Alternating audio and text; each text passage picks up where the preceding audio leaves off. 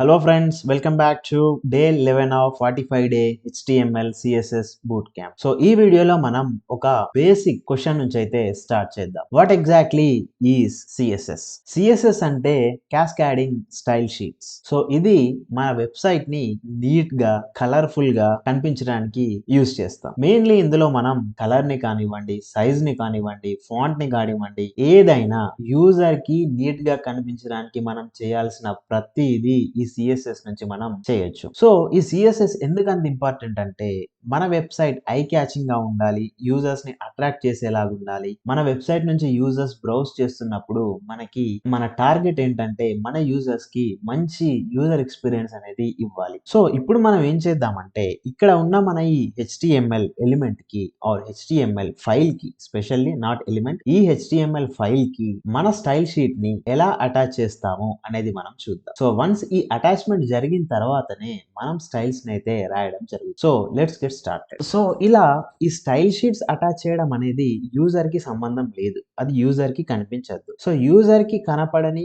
మన వెబ్సైట్ కి అవసరం ఉన్న ఏ డీటెయిల్స్ అయినా కూడా మనం ఎక్కడ మెన్షన్ చేస్తాం, మనం ఆల్రెడీ డిస్కస్ చేసాం, హెడ్ ట్యాగ్ లో మెన్షన్ చేస్తాం. సో ఈ హెడ్ లో మనం ఏం చేద్దామంటే లింక్ అని ఒక ట్యాగ్ ని అయితే సో ఈ లింక్ లో మనం ఏం చేద్దామంటే రెల్ ట్యాగ్ ని యూజ్ చేసి దీన్ని స్టైల్ షీట్ అని మెన్షన్ చేసిన తర్వాత href అని చేసి ఇక్కడ href అయితే మన స్టైల్ ఏ ఫైల్ లో మనం రాస్తామో ఆ ఫైల్ ని మనం ఇక్కడ అటాచ్ చేయాలి. ఫస్ట్ సపోజ్ నేను స్టైల్ డాట్ సిఎస్ఎస్ అని ఇస్తాను. సో మనం ఎలా అయితే HTML తో ఎండ్ చేసామో ఇన్ ద సేమ్ వే ఇక్కడ ఈ ఫైల్ కి .css అనే ఎక్స్టెన్షన్ ఉంటుంది. సో ఇక్కడ ఈ సేమ్ ఫోల్డర్ లో ఇంకో ఫైల్ ని స్టైల్ డాట్ సిఎస్ఎస్ అని చెప్పేసి క్రియేట్ చేస్తాను. సో ఇప్పుడు ఈ స్టైల్స్ అనేవి అయితే లింక్ అయిపోయాయి. సో నేను ఇప్పుడు బేసిక్ గా ఒక స్టైల్ ఏం రాస్తానంటే ఇందులో కూడా మనకి సెలెక్టర్స్ అని చెప్పేసి చాలా ఉంటాయి, నేను అదే మెన్షన్ చేయను. జస్ట్ ఈ లేబుల్ అని చెప్పేసి ఉంది కదా, ఈ లేబుల్ కి నేను ఒక కలర్ ని అప్లై చేస్తాను. సో అది జస్ట్ అప్లై చేద్దాం. ఎలా అంటే లేబుల్ అని ఇక్కడ తీసుకొని కర్లీ బ్రేసెస్ ఓపెన్ చేసి కలర్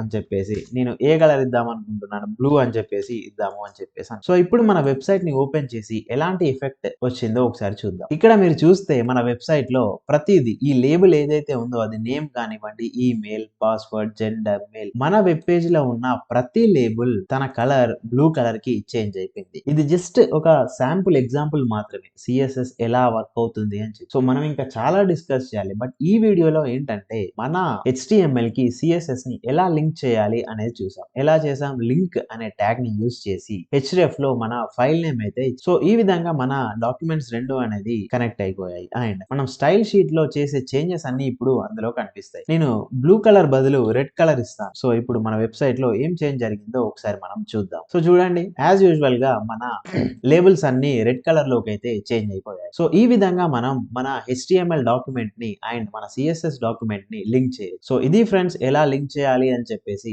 నెక్స్ట్ వీడియోలో మనం ఇంకా CSS గురించి నేర్చుకుంటాం. సో ఈ వీడియో కనుక మీకు నచ్చినట్టయితే లైక్ చేయండి అండ్ నెక్స్ట్ వీడియో కోసం సబ్స్క్రైబ్ చేసుకోండి. అండ్ ఈ కంటెంట్ కనుక మీకు నచ్చితే మీ ఫ్రెండ్స్ కి ఖచ్చితంగా షేర్ చేయండి. Thank you for watching. By by now.